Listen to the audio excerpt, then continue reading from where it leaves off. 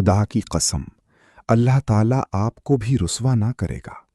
آپ رشتہ داروں سے نیک سلوک کرتے ہیں، سچ بولتے ہیں، امانتیں ادا کرتے ہیں، بے سہارا لوگوں کا بار برداشت کرتے ہیں، مہمان نوازی کرتے ہیں اور نیک کاموں میں مدد کرتے ہیں۔ آپ کے اخلاق کریمانہ ہیں۔ یہ الفاظ ادا کرنے والی کی شخصیت و سیرت، طرز فکر، تصور اخلاق، انداز معاشرت اور روحانی عظمت ظاہر کرنے کے لیے کافی ہیں۔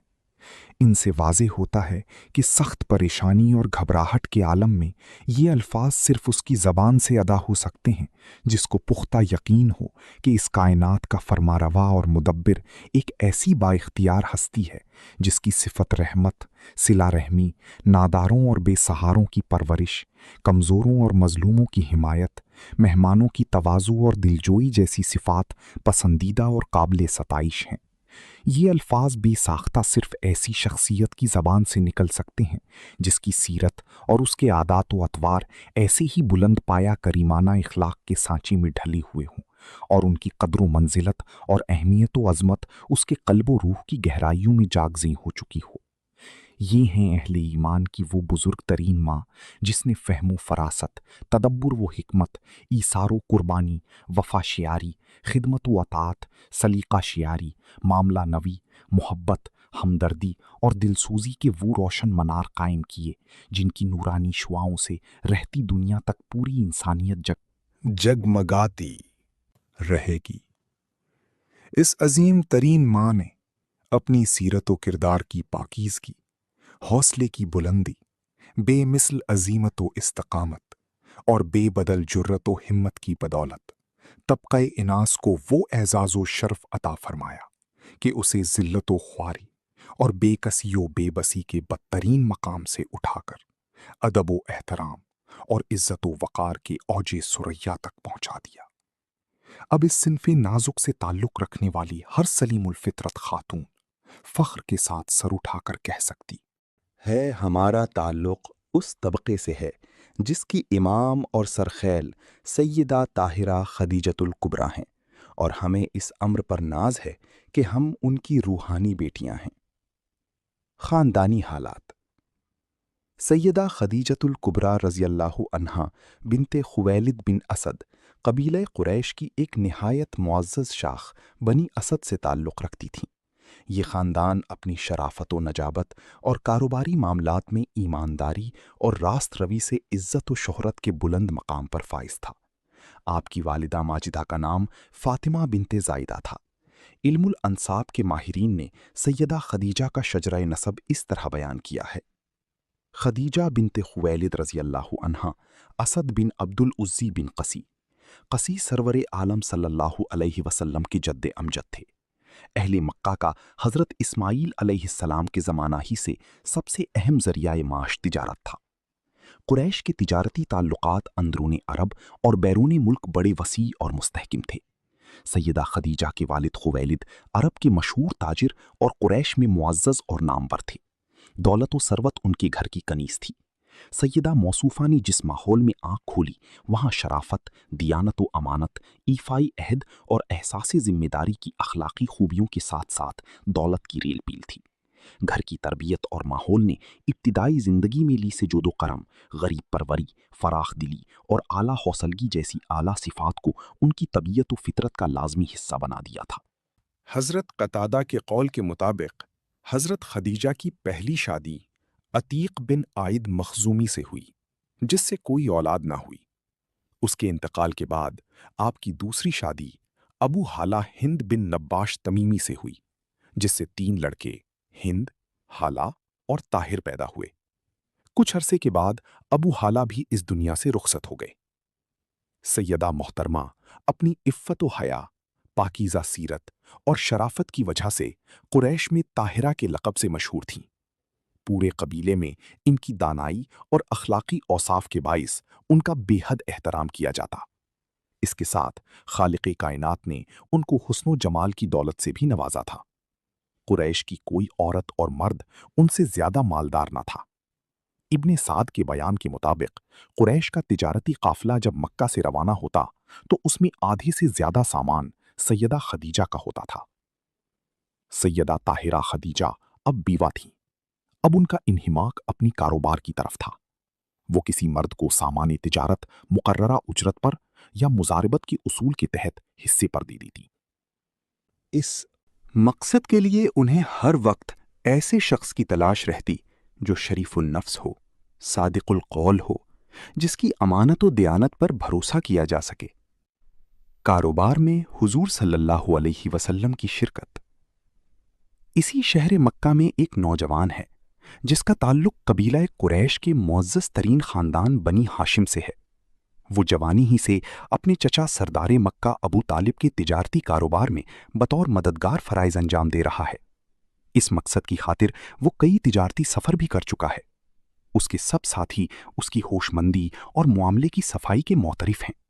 उसकी सदाकत व दयानत के चर्चे आम हैं।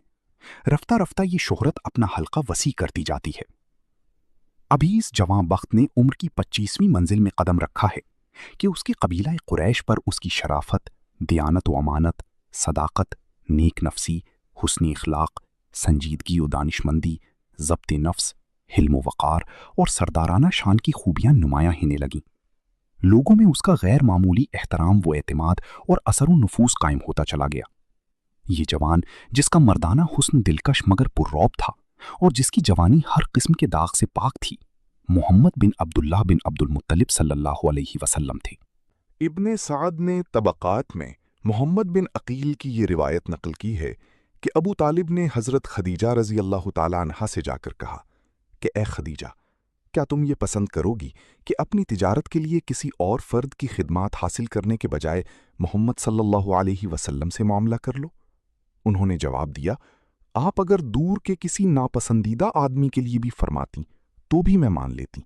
आप तो उस शख्स के लिए कह रही हैं जो बहुत करीबी हैं। लेकिन अल्लामा इब्ने असीर ने अल कामिल में बयान किया है कि जब सैयदा खदीजा रज़ी अल्लाह ताला अन्हा को हुज़ूर सल्लल्लाहु अलैहि वसल्लम के अखलाक और किरदार के मुताल्लिक़ मालूम हुआ तो उन्होंने खुद एक आदमी के ज़रिए आप सल्लल्लाहु अलैहि वसल्लम के पास पैगाम भेजा कि अगर आप मेरा सामान तिजारत लेकर शाम की तरफ तशरीफ़ ले जाएं तो मैं दूसरों के मुकाबले में आपको 2 गुना मुआवजा दूंगी। आप सल्लल्लाहु अलैहि वसल्लम ने सैयदा खदीजा रज़ी अल्लाह ताला अन्हा की ये पेशकश कबूल कर ली। हमारे नज़दीक इब्ने असीर की रिवायत ज़्यादा काबिल कबूल और लायक़ तरजीह है। सैयदा ताहिरा खदीजा रज़ी अल्लाह ताला अन्हा रिश्ते में आप सल्लल्लाहु अलैहि वसल्लम की चज़ात थीं। इतने करीबी ताल्लुक़ के होते हुए ये कैसे हो सकता है कि आप सल्लल्लाहु अलैहि वसल्लम की शोहरत से नावाकिफ़ और अपने कारोबार की तरक्की और फ़रोग़ के लिए आप सल्लल्लाहु अलैहि वसल्लम की खिदमत हासिल करने की ख्वाहा ना हूँ? तिजारती सफ़र। अल्लामा इब्ने असीर ने हुज़ूर सल्लल्लाहु अलैहि वसल्लम के इस तिजारती सफ़र की रुदात बड़ी तफसील से बयान की है, जिसका खुलासा दर्ज झील है। आन हुज़ूर सल्लल्लाहु अलैहि वसल्लम सैयदा खदीजा रज़ी अल्लाह अन्हा के ग़ुलाम मैसरा के साथ सामान तिजारत लेकर शाम की तरफ रवाना हुए। आप सल्लल्लाहु अलैहि वसल्लम के चचा अबू तालिब ने काफ़िले वालों को आप सल्लल्लाहु अलैहि वसल्लम का ख्याल रखने की ख़ास तौर पर ताकीद कर दी थी। बिलाखिर आप सल्लल्लाहु अलैहि वसल्लम शाम में बमकाम बसरा फरोकश हुए और एक दरख्त के ज़ेरे साया आराम पजीर हुए। पास ही एक सौमा था, यहूदियों की इबादत का, जिसमें नस्तूरा नामी राहिब इबादत में मसरूफ था। राहिब ने खिड़की से सर निकाला और झुककर मैसरा से पूछा, दरख्त के साय में ये कौन साहब आराम फरमा है? मैसरा ने जवाब दिया, कुरैशी हैं। राहिब ने फिर दरियाफ्त किया, क्या इसकी आंख में सुर्खी है? मैसरा ने कहा, हाँ, और वो सुर्खी कभी दूर नहीं होती। ये सुनकर राहिब बोला, बिलाशुबा ये नबी है और आखिरी नबी, क्योंकि इस दरख्त के नीचे सुवाए नबी के और कोई नहीं उतरा। रास्ते में मैसरा देखता जाता था कि जब दोपहर के वक्त गर्मी सख्त होती तो 2 फरिश्ते आप सल्लल्लाहु अलैहि वसल्लम पर साया किए रहते। मैसरा ये सब बातें अपने जहन में महफूज करता रहा। सामानी तिजारत फरोख्त हुआ, जिसमें खिलाफ तवक्को बहुत ज्यादा नफा हुआ। जब आप सल्लल्लाहु अलैहि वसल्लम वापस मक्का तशरीफ लाए तो मैसरा ने वो तमाम बातें जो देखी और सुनी थीं सैयदा खदीजा रज़ी अल्लाह अन्हा से बयान की। जब सैयदा खदीजा रज़ी अल्लाह अन्हा ने देखा कि इस कारोबार में बहुत ज्यादा नफा हुआ है तो उन्होंने आप सल्लल्लाहु अलैहि वसल्लम को मुकर्ररा उजरत से दुगनी रकम दी। सफ़र से वापसी का मंजर। حافظ ابو نعیم اصفہانی نے اپنی کتاب دلائل النبوت میں یہ روایت بیان کی ہے کہ شام کے سفر سے جب یہ قافلہ مکہ پہنچا تو دوپہر کا وقت تھا۔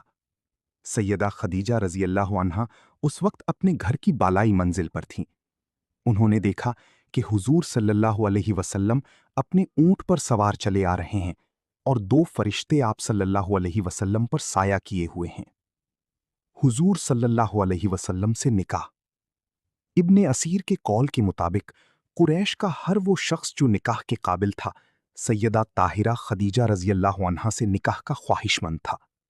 مکہ کے اکثر نامور اور بااثر سرداروں نے اپنی اس خواہش کو باضابطہ طور پر آپ رضی اللہ عنہا کی خدمت میں پہنچایا بھی، لیکن آپ رضی اللہ عنہا نے قبول کرنے سے انکار کر دیا، کیونکہ عمر کی پختگی، ذہن و شعور کی پاکیزگی اور اخلاق و روح کی بلندی نے اب آپ رضی اللہ عنہا کے سامنے انسانیت کا جو بلند معیار قائم کر دیا تھا وہ ان رؤسائے قریش میں مفقود تھا۔ لیکن جب محمد صلی اللہ علیہ وسلم جو اپنی قوم میں صادق و امین کے القابات و خطابات سے معروف تھے کی مبارک، دل پسند اور مقدس صورت سیدہ کے مشاہدے میں آئی تو وہ پہلی نظر ہی پہچان گئیں کہ یہ ہے میرا گوہر مقصد اور مطلوب۔ چنانچہ انہوں نے آپ صلی اللہ علیہ وسلم کے ساتھ نکاح۔ آگے جاری ہے، پارٹ 2 کا انتظار کریں۔